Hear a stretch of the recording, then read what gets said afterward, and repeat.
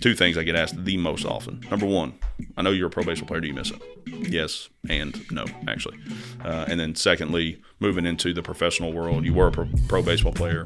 Now you own Biggs Financial. What does Biggs Financial do? The simple answer is we're financial advisors where we manage money.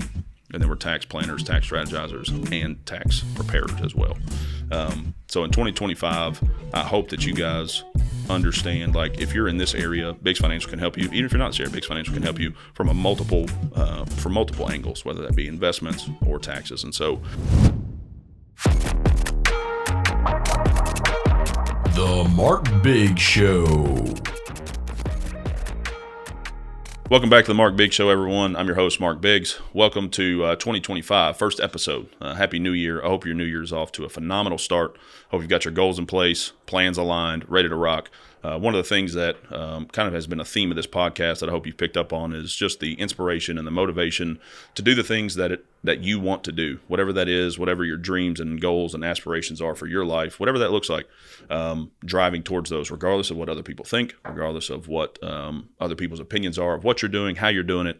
I hope you've got your plans in place and you're driving towards your goals these first couple weeks of 2025. My first episode of 2025, I want to hit on a couple things that I get asked probably the most often. So two questions that I get asked probably more than anything, whether it be in the workplace, in my office, or outside of my office, meeting with clients, talking with friends, whatever the case may be. Number one for me is always, most people know that are close friends of mine or in my circle anyways, that I played professional baseball for 5 years right out of high school. So the number one question I always get asked, do you miss baseball? And that's a loaded question for me always. So this episode will be kind of like a little bit of a personal insight as to kind of some of the thoughts that I have towards the game, and then also like transitioning out of the game into what I do now and what we're about now and those types of things. So number one question I always get asked, do you miss baseball? And the immediate answer usually starts with a pause, because I always sit there and it usually catches me off guard, even though I should expect it at this point. But really it's a yes and a no. So I always pause for a second. I'm like, how do I want to frame this up based on how this conversation has went and how it has led to this question being asked? So right off the cuff, I will say no, which kind of sounds crazy because it's what I devoted my entire childhood and, teenage years and early 20s to, was reaching the goal of making it to the major leagues. Obviously, if you know my story at all, or if you've listened to some of these podcasts, I didn't end up making it to the big leagues, but I did play professionally for 5 years. So the answer no first is because there's a lot of things that, just like with any job, any career, any profession, that are not always the positive, sexy things that people think of when they think of professional athletes. So the game itself is a grind. The game itself is political in nature, whether people want to admit that or assume that or not. There's a lot of things that you have to be doing or not doing, so to speak, and be playing good at the right time for things to go well for you to get promotions. And there's a lot of politics that go on behind the scenes in baseball and professional sports in general, just like there is with politics, just like there is with any workplace or office environment or whatever the case may be. So all of those types of things I don't miss. Now, the game itself, of course, I miss. I love the game of baseball.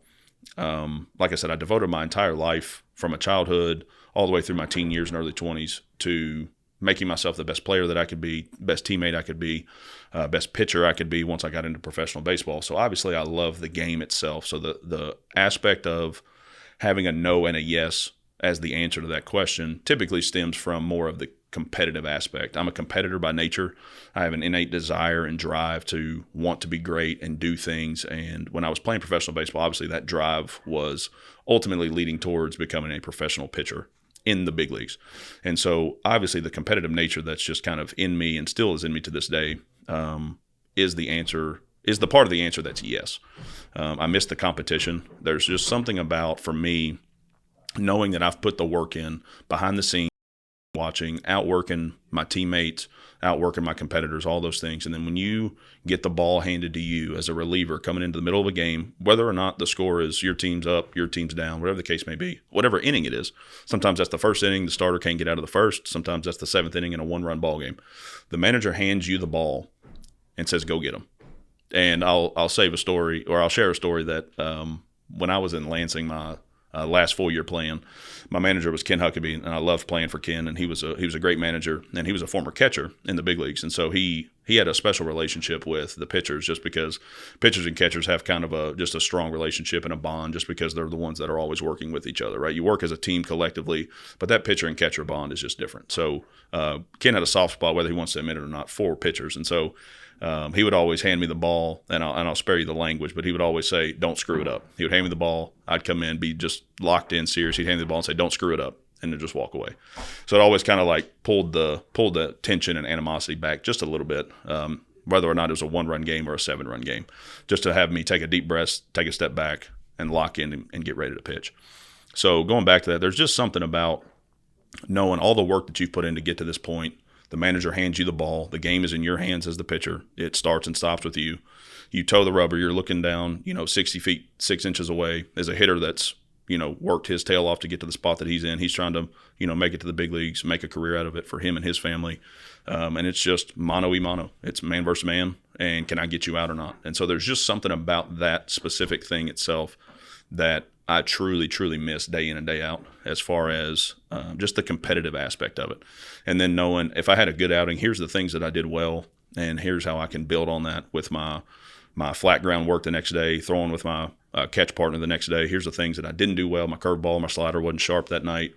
Let's figure out how over the next couple of days before I get back in a game setting, I can sharpen that back up and hopefully, get back to where I was before. Or, I was a guy that really relied on my sinker a lot.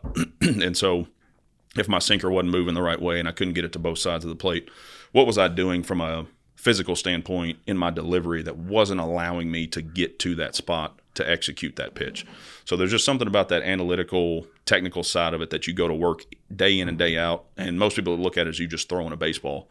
But just the competitive nature of how can I sharpen my stuff? How can I make sure I can throw my pitches to both sides of the plate, depending on who's at the plate, what the situation is, all those types of things. Those are the things that I truly, truly miss day in and day out. Baseball is such an analytical game. It's such a game of inches.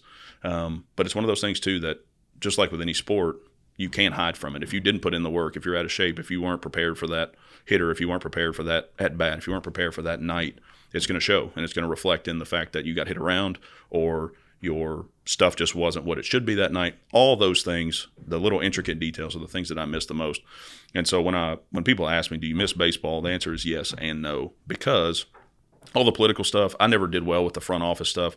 There's a lot of stuff with team sports in general that just, a lot of it is what I call eyewash. One of the things that I always got so frustrated about, we'd have a 7:30 start, especially when we're on the road. We'd have a 7:05 or 7:30 p.m. start time for the game. The bus is at like 1:30 in the afternoon.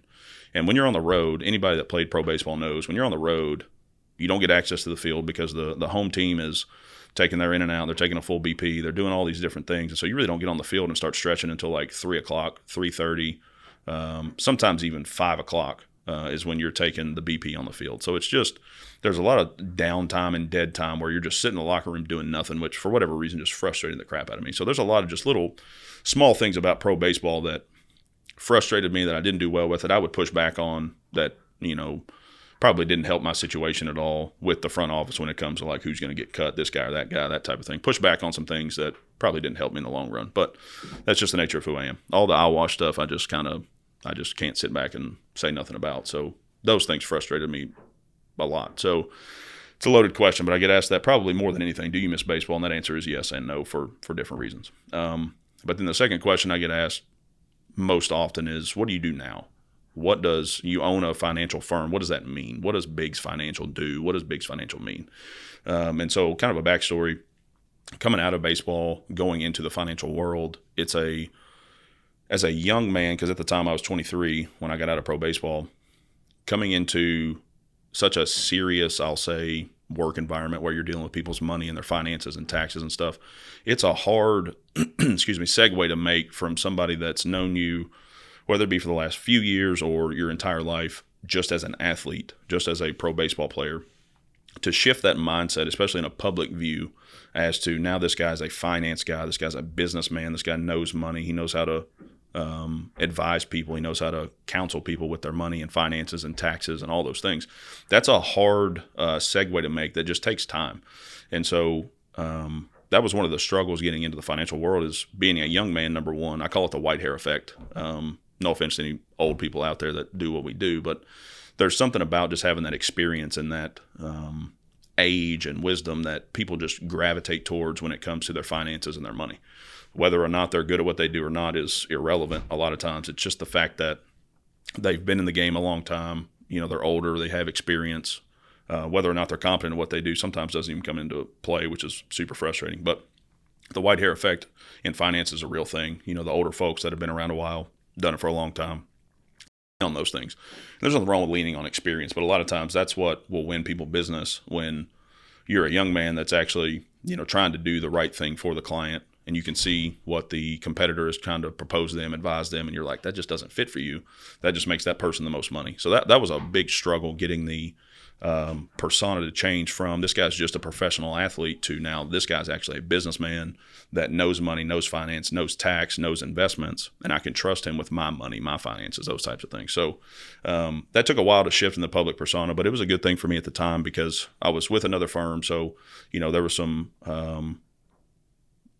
name recognition, trust that had rightfully so been built over the course of the last 20, 30 years because he had built a good name for himself, built a good reputation, built a good business that people trusted. And so I kind of leaned on that early on as trying to make that transition from a young pro baseball player to a now finance and businessman and advisor.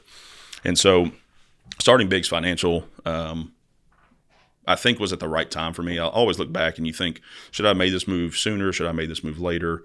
Those types of things. But, going back to it, the public persona just takes time to shift from a young athlete to somebody that I can trust with my money. So now at Biggs Financial, we really focus on two things.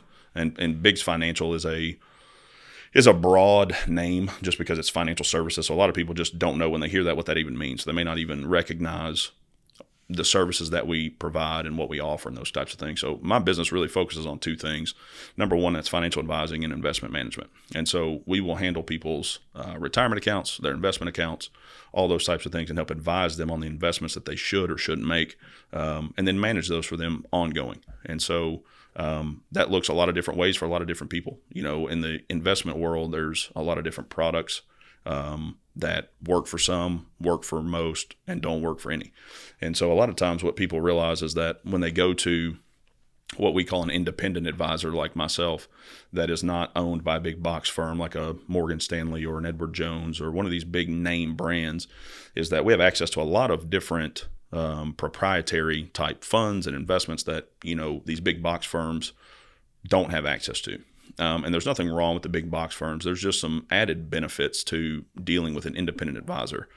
We're fiduciaries in the office, which means that by law, we're bound to doing what is in the best interest of the client. And so when a client sits in front of me with their money, whether it be they're 60 years old and they're about to retire and here's everything they've got, how do they make it to the point to where they pass away with their money, right? They're not working anymore. They're relying on their investments. They're relying on their Social Security. How do you lay out a plan for them? Being a fiduciary means that you're bound by law to do what's in the best interest of that client, whether or not that makes you the most money. And I think that's one of the big things that people don't take advantage of when they're going to meet with a financial advisor is like, is this person licensed to sell me just this one product? And so that's what they're going to sell me because that's all that they're licensed to sell. You hear it all the time. If your only tool in your tool belt is a hammer, then every problem looks like a nail, right? So that holds true in the advisor world too. If you're only licensed to sell one thing, well, of course, when you come in to meet with me, I'm going to sell you this one thing because that's all I can do. Right. So when you meet with a fiduciary that's a investment management professional that has access to all these different things, I don't care whether it's 100% in one thing or 25% in four different things. If that's the plan that works for you, that's what we're going to do because all it is the best interest of the client. So we focus on investing and managing people's finances and their money. And a lot of times that looks like, there's a 47-year-old that has two previous jobs that have 401k accounts that they participated in while they were there. They're still sitting there, but now they're with a new firm and they don't know what's going on with these other two over here. So we'll take those, we'll roll them over, and we'll manage them for them based off of their preferences, their risk tolerance, their outlook, their all these different things that go into an investment plan. Those are the things that we focus on with them. And then the other side of the business that Biggs Financial handles is tax preparation and tax planning. So what we do is we sit from January to April. We're sitting with right now roughly probably 3,000 clients between the three of us, and preparing their tax returns from the year prior. So, we're in January of 2025. So it means right now we're starting to work on 2024 tax returns. So we prepare those tax returns from January through April, file whatever extensions are necessary, and then finish those from April through October. Throughout the course of the rest of the year, from a tax perspective, we're helping small businesses and business owners and all those people plan for tax planning, tax strategy for that particular year based on how their year's going. So that's kind of the two main arms that we focus our business on is investment management and advising, and then tax planning and strategizing. And so that's what, a lot of people ask us all the time when they come in, well, I've heard good things about you, but what does Biggs Financial really do?